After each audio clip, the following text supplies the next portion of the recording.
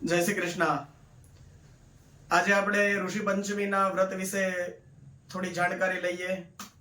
ઋષિ પંચમીની કથા શું છે? તો કહે છે, એક સમયે સિદ્ધાશ્વ નામના એક રાજા ધર્મનો અર્થ જાણવા માટેની ઈચ્છાથી બ્રહ્માજીની પાસે ગયા છે। એમના ચરણોમાં નમસ્કાર કરી અને કહેવા લાગ્યા કે હે આદિદેવ, આપ તો સમસ્ત ધર્મોના પ્રવર્તક છો અને સર્વ ધર્મને જાણવા વાળા છો, તો આપના શ્રી મુખેથી હું ધર્મની ચર્ચા સાંભળવા માંગુ છું।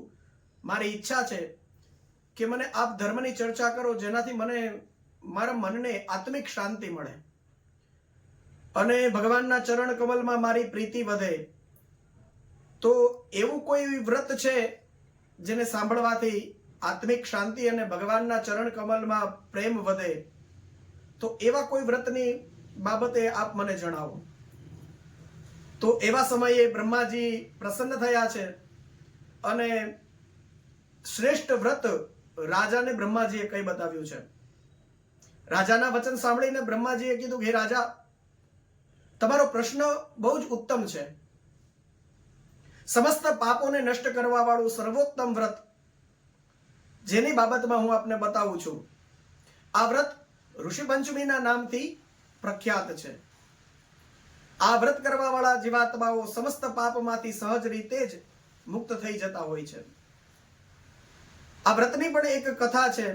બ્રહ્માજી કહે છે રાજાને, સતયુગની અંદર વિદર્ભ નગરીની અંદર શૈલજીત નામના રાજા એક હતા અને હતા રાજા ક્ષત્રિય પણ ઋષિની સમાન હતા। એમના રાજ્યની અંદર એક ખેડૂત, એનું નામ સુમિત્ર હતું। સુમિત્રની પત્ની અત્યંત પતિવ્રતા પત્ની હતી એની। એક સમયે વર્ષા ઋતુનો સમય હતો અને એવા સમયે ખેતરની અંદર એ લોકો કામ કરી રહ્યા હતા અને એવા સમયે સ્ત્રી રજસ્વલા થઈ અને છતાં પણ એને ત્યાં ઘર કામ કરવા પડ્યા, એના ખેતરના અને ઘરના કામ કરવા પડ્યા। તો રજસ્વલા ધર્મમાં હોવા છતાં પણ એને બધા ગૃહ કાર્યો કરવા પડ્યા, તો એનું થોડો એને દોષ લાગ્યો અને એના કારણે સમય પસાર થતો ગયો અને એક સમય એવો આવ્યો કે જ્યારે એ સ્ત્રી અને પુરુષ, એ પતિ પત્ની જે બંને હતા, એ મૃત્યુ પામ્યા, પણ જે કર્મ એમનાથી થયું હતું એના ફળ તો એમને ભોગવવાના જ હતા કર્મના।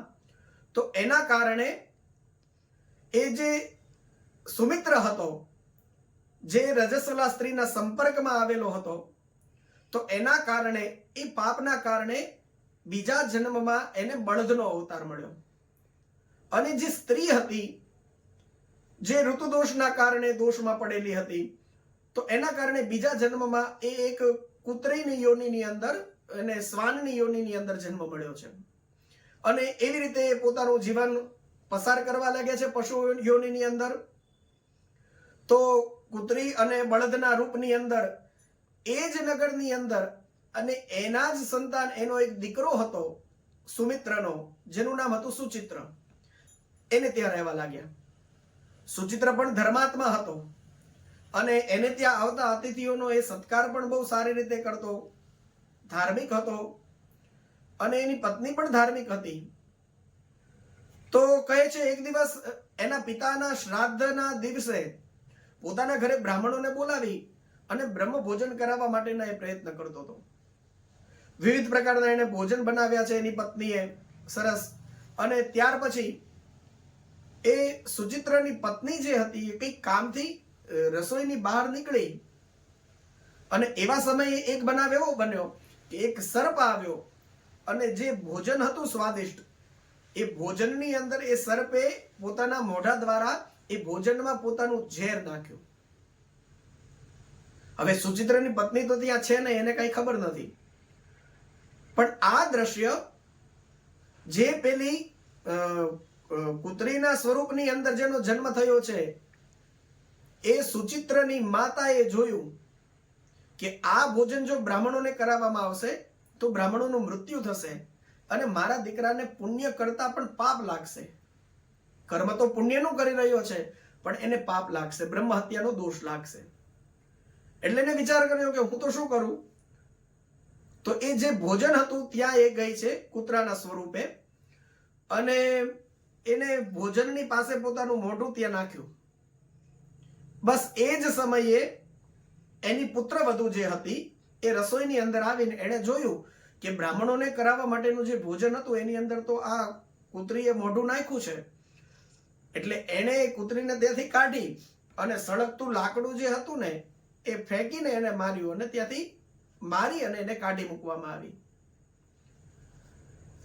હવે પેલે કૂતરીના સ્વરૂપમાં હતી, એને અગ્નિથી સળગતું લાકડું મારવામાં આવ્યું, એને પીડા થઈ, બહુ દુઃખ લાગ્યું એને, પણ એ કઈ બોલી શકે એમ તો હતી નહીં. એ લોકોની ભલાઈ કરવા માટે એને આ કરેલું, પણ હવે એ સમજાવી શકે એમ હતી નહીં, કારણ કે પશુનું શરીર હતું.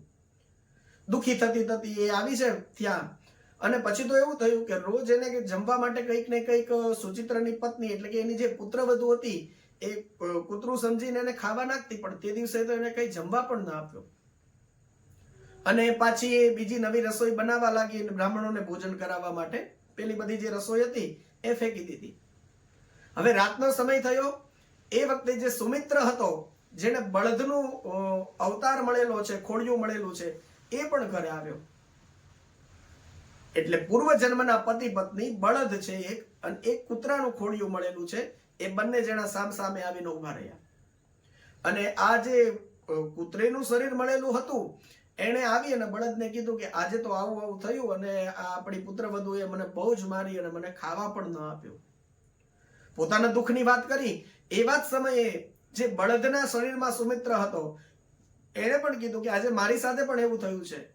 આપણા દીકરાએ આજે મારી પાસે બહુ જ મહેનતનું કામ કરાવ્યું અને મને બહુ જ માર્યો, મને પણ ખાવા નથી આપ્યું. બંને જણા પોતપોતાના દુઃખોની વાત કરી રહ્યા હતા. અને એવા સમયે એ બંનેનો જે પુત્ર હતો સુચિત્ર, એ ત્યાં બેઠો હતો, અને કોઈ દેવયોગ કારણે કે કોઈ પણ કારણોસર એણે આ બંનેની વાતને સાંભળી અને એને સમજમાં પણ આવી. અને જેવી એને ખબર પડી કે આ તો મારા માતા પિતા છે, કોઈ કર્મના દોષના કારણે આ અધમ શરીર એમને પ્રાપ્ત થયું છે. એટલે એ જે પુત્ર હતો સુચિત્ર એ ખૂબ દુઃખી થયો છે, અને પોતાના માતા પિતાના ઉદ્ધાર માટે થઈ અને એ જંગલના માર્ગ તરફ ચાલી નીકળ્યો છે. જંગલના માર્ગની અંદર આગળ જતા એને એક ઋષિનો ભેટો થયો છે.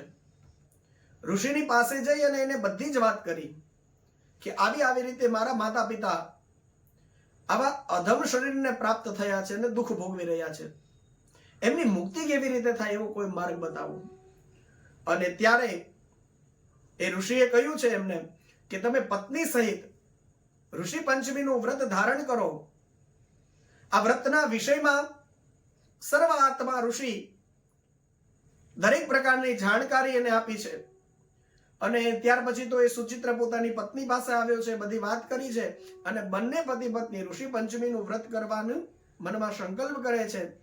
પ્રાતઃકાલમાં સવારે નદી કિનારે જઈ બંને જણા સ્નાન કરે છે. સ્નાન કરી અને નદીના કિનારે જ સપ્ત ઋષિઓની મૂર્તિ બનાવે છે, સાથે અરુંધતીની પણ મૂર્તિ બનાવે છે, અને સપ્ત ઋષિઓનું ત્યાં પૂજન કરે છે, એમનું સ્મરણ કરી પૂજન કરે છે. અને ત્યારબાદ બે હાથ જોડીને પ્રાર્થના કરે છે ભગવાનને કે આ વ્રતનું જે કંઈ પણ પુણ્ય હોય એ એના માતા પિતાને સમર્પિત થાય. માતા પિતા પશુ યોનિની અંદર જે દુઃખ ભોગવી રહ્યા છે એ પશુ યોનિમાંથી મુક્ત થાય અને દિવ્ય દેહ ધારણ કરી અને સ્વર્ગલોકની અંદર આનંદથી એ અહીંયાથી અધમ શરીરને છોડીને પધારે. આવી મનોમન પ્રાર્થના કરી છે. તો ઋષિ પંચમીના વ્રતના પ્રભાવથી બંને પતિ પત્નીએ આ ઋષિ પંચમીનું વ્રત કર્યું. એ વ્રતના પ્રભાવથી એના માતા અને પિતા જે બળદના શરીરને પ્રાપ્ત થયેલા હતા, જે પુત્રીના શરીરને પ્રાપ્ત થયેલા હતા, એમાંથી મુક્ત થઈ અને સ્વર્ગલોકની અંદર અતિ ઉત્તમ એવા આનંદ અને રમણના પદને પામેલા છે. તો અહીંયા શાસ્ત્રની અંદર આ ઋષિ પંચમીના વ્રતની કથા બતાવવામાં આવેલી છે. આપણે પણ આ ઋષિ પંચમીએ નદી, તળાવ, કૂવો આવા સ્થાનની અંદર સ્નાન કરી, એ ન થઈ શકતું હોય તો ઘરની અંદર સ્નાન કરી અને સપ્ત ઋષિઓની મૂર્તિ સ્વરૂપે ત્યાં 7 સોપારી પણ મૂકી શકાય છે અને સાથે અરુંધતીની પણ પૂજા થાય છે. તો સપ્તઋષિ અને અરુંધતીની પૂજા અને એ પ્રમાણે પૂજન કર્યા પછી ઉપવાસ ને એ બધી વાત હોય છે વ્રતની અંદર. તો એ ઉપવાસ કરવો, જેટલું થઈ શકે એટલું ભગવાનનું સ્મરણ કરવું, ભગવાનના નામના જપ કરવા, શક્ય બને તો રાત્રિ જાગરણનું પણ કહેવામાં આવેલું છે. તો આવી ઋષિ પંચમીની વ્રત પદ્મ પુરાણની અંદર આનો ઉલ્લેખ આપેલો છે. તો પદ્મ પુરાણમાં કહેવાયેલી આ ઋષિ પંચમીની વ્રત કથા મેં આપની સમક્ષ રાખેલી છે. આપ સૌ કોઈને ઋષિ પંચમીની હાર્દિક શુભેચ્છાઓ. જેવી રીતે આ જીવાત્માઓને ઋષિ પંચમીના વ્રતનું પુણ્ય પ્રાપ્ત થયું અને પુણ્યથી એ સુચિત્રએ પોતાના માતા પિતાને મુક્તિ અપાવી છે, એવી જ પ્રાર્થના ભગવાનને આપણે કરીએ કે આ ઋષિ પંચમીના વ્રતના પ્રભાવથી આપણા પિતૃઓને પણ ઉત્તમ ગતિની પ્રાપ્તિ થાય. જય શ્રી કૃષ્ણ.